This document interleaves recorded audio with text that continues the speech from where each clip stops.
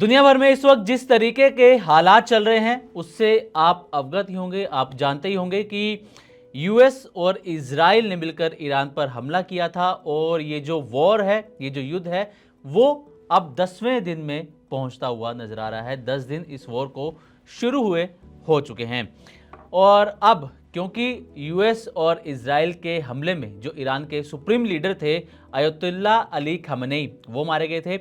उनके बेटे को अब जिनका नाम मोज्तबा खamenei है, उन्हें ईरान का सुप्रीम लीडर बना दिया गया है। लेकिन इस बीच जो मुश्किलें हैं वो है क्रूड ऑयल को लेकर, क्योंकि क्रूड ऑयल में जिस तरीके की तेजी देखने को मिल रही है क्रूड ऑयल के दाम के अंदर, वो भारतीयों के लिए भी कहीं ना कहीं एक बड़ी चिंता का विषय है। आपको बता दें कि जो क्रूड ऑयल के दाम हैं वो $100 प्रति बैरल को क्रॉस कर चुके हैं और अगर लाइव हम आपको बताएं तो सीएनबीसी के अकॉर्डिंग $116 पर बैरल पर इस वक्त क्रूड ऑयल ट्रेड करता हुआ नजर आ रहा है और 3.5 साल में ये पहली बार है जब क्रूड ऑयल के जो दाम हैं वो $100 पर बैरल से पार हुए हैं। शुक्रवार को जो क्लोजिंग प्राइस था वो था $92 के आसपास और अब ये पहुंच चुका है $116 के आसपास। करीब करीब 18 से 19% कीमतें जो हैं उछलती हुई यहाँ पर नजर आई हैं। प्रोडक्शन को लेकर इश्यूज हो रहे हैं। स्ट्रेट ऑफ हॉर्मुज जिसको ईरान ने बंद करने का दावा किया है, वहाँ से तेल की सप्लाई को लेकर इश्यूज हो रहे हैं। हालांकि कुछ दिन पहले ही यूएस ने ये कहा कि भारत जो है वो एक बार फिर से रशिया से तेल खरीद सकता है। 1 महीने की यूएस ने यहाँ पर मोहलत, हम एक तरीके से कह सकते हैं, वो दी है भारत को रशिया से तेल खरीदने की। एक चिंता ये जताई जा रही है कि जिस तरीके से वॉर चल रहा है, अगर ये वॉर लंबा खिंचता है तो भारत के पास क्रूड ऑयल का रिजर्व कितना है, तो आपको ये हम डेटा के साथ बताने वाले हैं।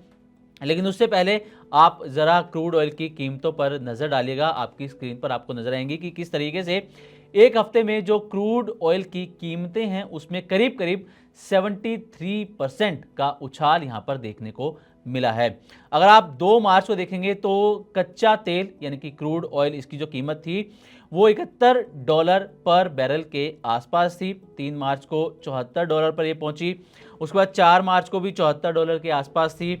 5 मार्च को $81 पर बैरल, 6 मार्च को $90 पर बैरल पर पहुंची है। 8 मार्च को पहुंच गई है $108 पर बैरल पर, यानी कि यहां पर करीब करीब 18% का उछाल देखने को मिला।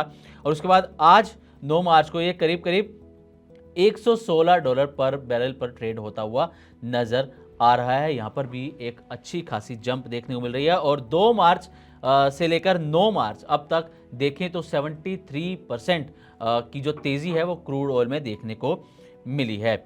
ऐसे में जैसे कि हमने जिक्र किया कि इस बात को लेकर टेंशन बढ़ गई है कि भारत की एनर्जी सप्लाई काफ़ी है क्या, भारत के पास क्रूड ऑयल रिजर्व कितना है, अगर इसी तरीके ये युद्ध चलता रहा तो भारत कितने दिन आगे जो है वो सर्वाइव कर सकता है क्रूड ऑयल को लेकर।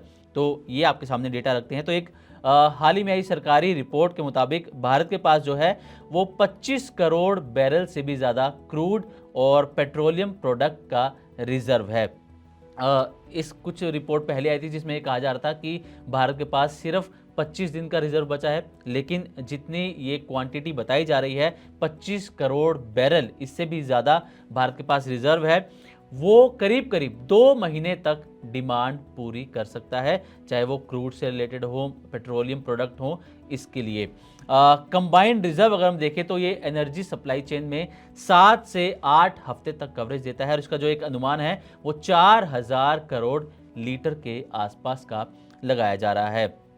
अब भारत में कई जो है रिजर्व स्टोरेज पॉइंट हैं, जैसे कि मैंगलोर में है, पादुर में है, विशाखापत्तनम में है। यहाँ पर जो है अंडरग्राउंड स्ट्रेटेजिक गुफाएं हैं जहाँ पर ये रिजर्व जो है वो रखा जाता है।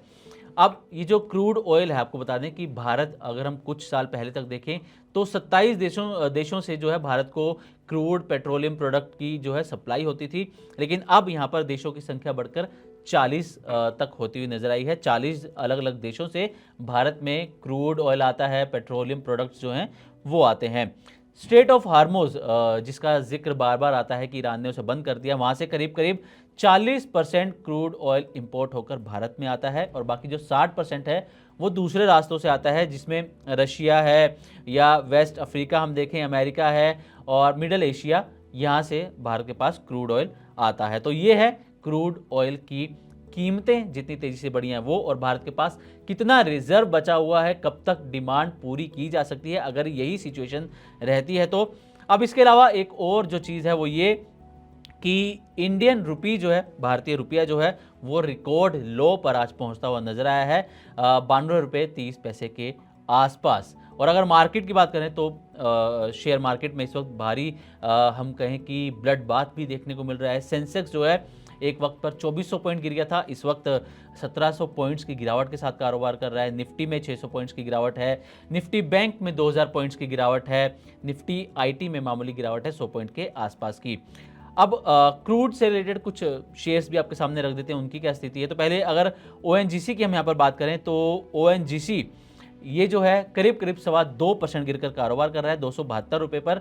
और रिलायंस इंडस्ट्रीज़ की अगर बात करें, क्योंकि रिलायंस कच्चा तेल मंगाता है, उसके कारोबार में है, तो इसका जो शेयर है गिरावट बहुत ज़्यादा नहीं है, 0.28% गिरकर 1400 रुपये पर ट्रेड करता हुआ रिलायंस इंडस्ट्रीज़ का शेयर नज़र आ रहा है। इसके अलावा एशियन पेंट्स गिरकर कारोबार कर रहा है, करीब करीब 5% तक की गिरावट इसमें भी देखने को मिली है। तो ये हमारी एक रिपोर्ट थी आपके सामने ये डेटा रखने की कि किस तरीके से क्रूड की कीमतों में उछाल देखने को मिला है, किस तरीके से जो यूएस और इजराइल ने ईरान पर अटैक किया वो फिलहाल रुकता हुआ नज़र नहीं आ रहा है। इस बीच ईरान ने अपना नया सुप्रीम लीडर भी चुन लिया है, रुपया रिकॉर्ड लो पर पहुंच गया है, और भारत के पास कितना अभी क्रूड रिजर्व है और कब तक सप्लाई की जा सकती है, पूरी डिटेल। उम्मीद करते हैं कि आपको हमारी तरफ से दी गई जानकारी अच्छी लगी होगी। इसी तरह की और भी वीडियोस के लिए देखते रहें मनी 9 और सब्सक्राइब करें हमारे यूट्यूब चैनल।